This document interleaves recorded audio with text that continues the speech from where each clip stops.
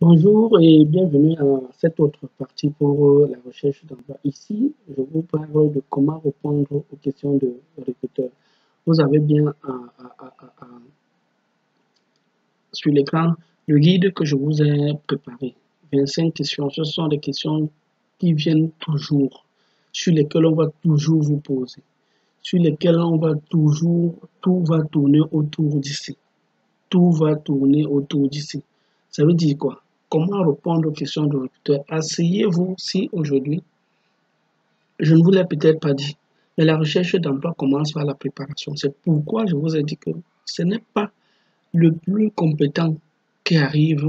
C'est pourquoi je vous dis toujours, ce n'est pas le plus compétent qui arrive toujours à décrocher un emploi, mais c'est le plus préparé et le plus malin. Il y a certaines, lorsque je veux simuler, je sais que l'entreprise est peut-être active sur LinkedIn et que je veux postuler et que je veux qu'ils m'appellent. Je sais qu'ils ne veulent pas me donner l'argent qu'ils vont me donner, qu'ils me promettent, mais je veux quand même qu'ils m'appellent. En fait, il y a des fois où je prépare les publications sur LinkedIn parce que je sais qu'ils vont venir sur mon compte LinkedIn. Je prépare certaines publications que je sais qu'ils vont voir et ça va les encourager rapidement à m'appeler. C'est la manipulation en fait. Il faut manipuler. Tu prépares la mentalité de quelqu'un à tomber dans ce biais. C'est du neuromarketing. Voilà. Je vous ai donc préparé ici des questions, pas seulement ici sur mon guide, mais également ici. Ici, c'est le guide de Pôle emploi France. Pôle emploi France est l'une des organisations du monde qui aide, qui accompagne peut-être les Français en recherche d'emploi. Il y a plein de questions ici. Je n'ai rien à vous dire. Asseyez-vous juste à, à, à, à, à, à- asseyez-vous juste devant votre écran. Lisez ce document. Faites des situations d'exemple. Comment découvrir? Prenez connaissance d'un entretien non préparé. Ainsi, comment se préparer? Comment réaliser? Ainsi de suite, ainsi de suite. Il y a des scénarios. Tout est dit, tout est fait ici. Tout est dit, tout est fait ici. Parlez-moi de votre expérience. Que voulez-vous savoir exactement? Voulez-vous que je vous parle de mon dernier emploi? Il faut circonscrire. Je n'ai pas beaucoup d'expérience si vous n'en avez pas. Je travaille depuis 10 ans si vous avez une expérience, ainsi de suite. Vraiment, il faut être subtil. Vous devez préparer ces éléments-là avec subtilité. Vous devez vous concentrer à lire et à entrer en pratique. Ça veut dire quoi? Si vous êtes appelé pour un entretien de recrutement et que vous avez un frère à la maison, un grand frère à la maison, ou alors vous pouvez vous exercer vous seul. La voix et la sérénité comptent. Parce que quelqu'un qui est préparé et quelqu'un qui a appris à découvrir, c'est deux choses différentes. Moi, par exemple, parfois on m'appelle, je vis des situations, il y a certains qui m'appellent, par exemple, pour une offre de recrutement, me disent c'est à Yaoundé, je dois être à Yaoundé peut-être demain à 6 heures. Je dis non, je ne peux pas être là à 6 heures, machin, on me dit, bon, la personne dit, bon, il faut être là. Je dis non, je ne peux pas être là tout simplement parce que je n'ai pas là. Je donne la chance à quelqu'un d'autre. Lorsque le recruteur n'est pas sérieux dans la démarche, que ça ne vous dérange pas, dites-vous que ce n'est pas votre emploi. Ne soyez pas pressé, ne forcez pas tout. Parce que si vous forcez tout, vous risquez de tomber sur le piège, un, de l'impréparation, deux, et vous faire ridicule. Je prends un exemple simple. Pourtant, si je dispose de ces éléments, parce que moi je passe de plus dans les entretiens en ligne, qu'est-ce qui se passe? Il se passe que lorsque quelqu'un me contacte, je sais que j'ai entre quelques clics là, si les gens sont bien assis côté informatique, donc j'utilise les outils avancés. Il se passe que, en fait, lorsque quelqu'un me contacte, j'ai le temps de faire trois clics, trois claques, machin et autres tout. Lorsque vous préparez votre entretien, première chose à faire, allez chercher votre offre d'emploi à laquelle vous allez postuler. Mettez-la en face de vous. Deuxième élément, prenez euh, votre stylo et votre papier. Sortez rapidement les compétences qu'on vous demande, dont les hard skills, compétences techniques. Sortez rapidement les soft skills qu'on vous demande, dont les compétences côté comportement. Voilà, vous mettez ça de côté. Maintenant, une fois que vous avez sorti là, cherchez les questions embarrassantes. Vous vous préparez sur les questions embarrassantes. Vous maîtrisez l'offre.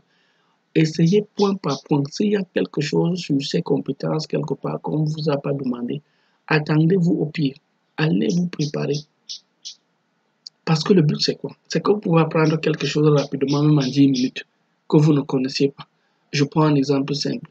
Quelqu'un qui est comptable et qui ne sait pas passer les résultats, machin, en 30 minutes, une vidéo YouTube, il est prêt à faire cela. Il est prêt à développer cette compétence-là.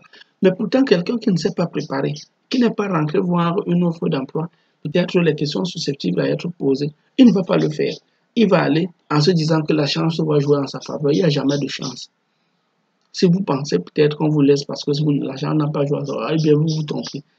Vous faites du n'importe quoi. Il n'y a pas de chance. Parce que ce que vous ne pouvez pas répondre, quelqu'un d'autre va répondre, on va lui donner le poste. Et j'ai dit, il faut faire des concessions.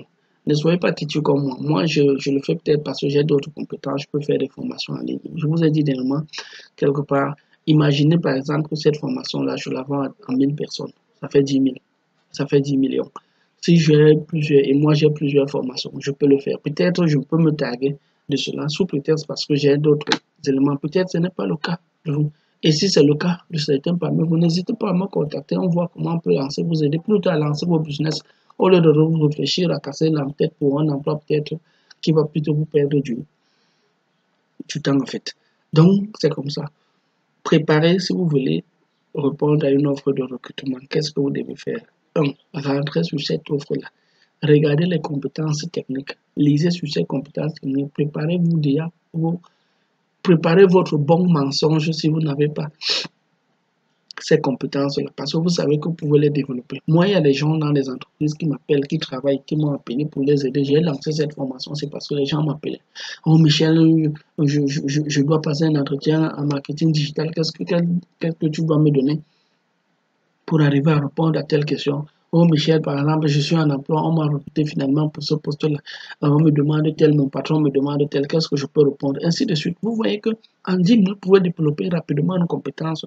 Pourtant, les 10 minutes de sacrifice, là, vous n'avez pas eu à le faire en préparation. Et on vous a laissé pour le poste. Peut-être qu'il pourrait vous donner un bon argent. Donc, méfiez-vous. Prenez du temps de vous préparer. Prenez du temps. J'ai dit, lorsque vous voyez une offre de recrutement, lorsqu'on vous appelle pour un entretien de recrutement, qu'est-ce que vous faites? Rentrez dans l'offre de recrutement. Dans cette offre de recrutement, vous allez voir les compétences demandées. Vous les avez. Si vous les avez, tant mieux. Si vous pouvez bien les défendre de façon efficace, tant mieux. Si vous ne pouvez pas les défendre, allez rapidement savoir ce que c'est. Et prenez des faits exemples. Ça veut dire, je dis n'importe quoi pour les réseauticiens, ceux qui sont dans les réseaux informatiques.